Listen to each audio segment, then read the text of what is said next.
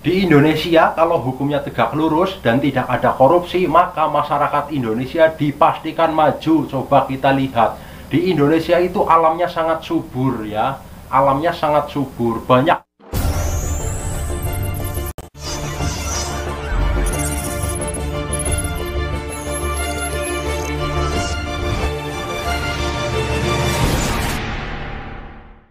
Berita terbaru hari ini yaitu putusan MK ya, 20% sudah ditentukan tadi ya. Jadi semua partai walaupun tidak ada di klasemen itu bisa mengusung calon presiden dan calon wakil presiden.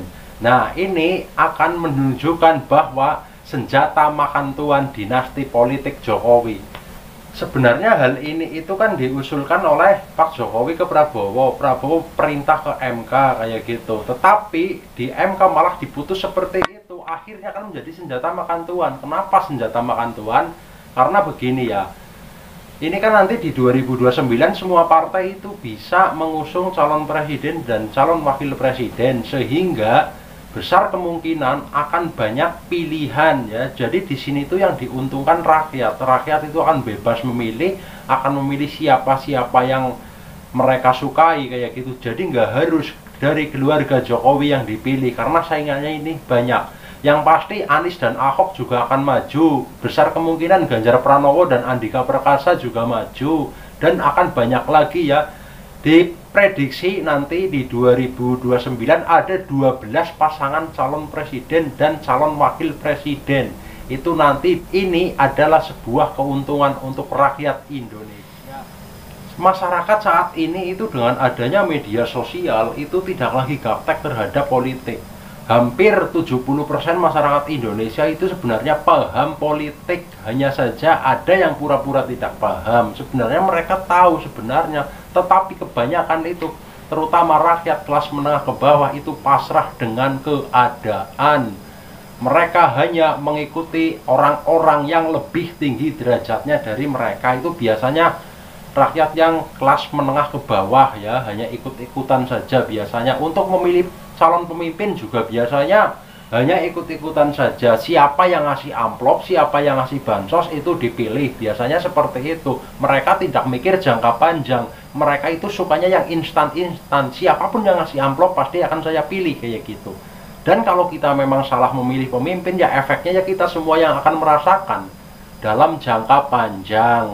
Tetapi kadang orang-orang kalau dikasih pengertian itu malah mengajak debat, terutama orang-orang kelas menengah ke bawah ya. Kawan-kawan saya sendiri di desa-desa saya itu kadang-kadang kalau misalkan menjelang pemilihan calon kepala daerah, ketika sudah dikasih pemahaman yang sebaik mungkin malah justru ngajak debat.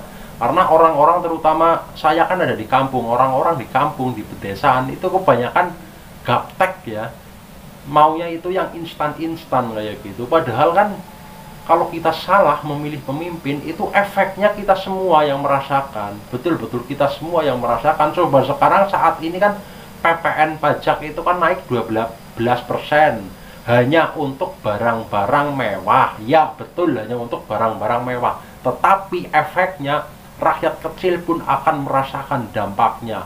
Kalau tidak percaya, kita lihat nanti ke depannya. Sekarang saja kita sebagai rakyat sudah merasakan banyak hal tentang ekonomi yang apa-apa mahal ya, pengeluarannya banyak, penghasilannya gitu-gitu aja, bahkan banyak yang di PHK, banyak pengangguran semakin banyak. Jadi nanti di 2029 kita semua harus cerdas, jangan sampai salah memilih pemimpin ya, jangan seperti yang sudah-sudah. Kita itu jangan mikirnya itu, jangan siapapun yang ngasih amplop, yang ngasih bansos itu kita pilih, itu jangan sampai seperti itu ya. Kita harus memilih berdasarkan rekam jejak pemimpin tersebut kayak gitu. Jangan hanya karena ini keluarganya Jokowi maka dipilih, jangan seperti itu. Jokowi saja itu kan, saya juga pendukung Jokowi. Jokowi itu kan orangnya sederhana ya, kesannya memang sederhana.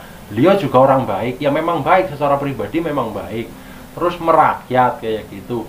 Nah, dari hal-hal positif tersebut di belakangnya kan kita nggak pernah tahu. Di belakang hati manusia itu kita nggak pernah tahu seperti apa.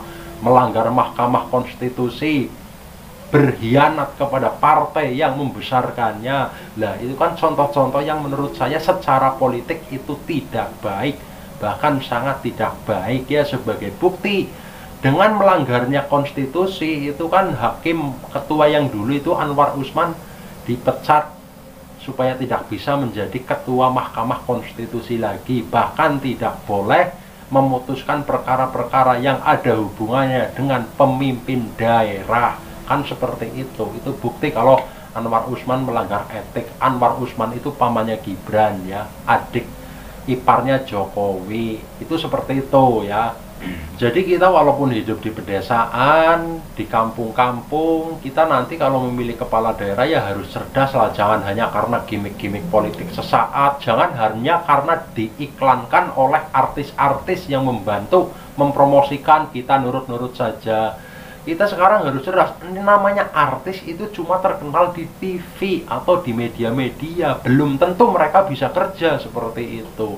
Jadi kita milih pemimpin itu nantinya yang bisa kerja, yang taat dengan hukum, yang taat dengan konstitusi, seperti itu ya.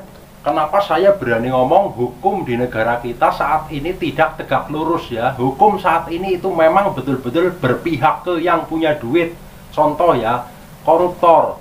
Koruptor itu kan beberapa hari yang lalu saya posting videonya ya. Koruptor itu, kalau korupsi itu yang banyak sekalian, tujuannya apa? Agar merata, ya mungkin merata untuk pengacaranya, untuk para jaksa dan para hakim, sehingga mereka dikasih semuanya ya.